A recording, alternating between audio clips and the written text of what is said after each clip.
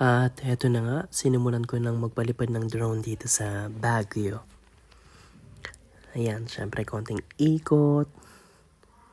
Konting tawa, konting ikot.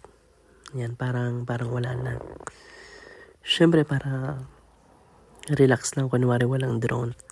Kasi some areas in Baguio are not flying zone. So hindi pwede magpalipad. Pwede. Unless pwede yung mga patago. Ayan, so konting ikot-ikot lang, masid-masid lang sa gilid. Ayan, kasama natin sila. Ayan. Siyempre, ikot-ikot. Ayan, may tumingin sila ma'am. Ayan na po sila. Okay guys, thank you for watching. Goodbye.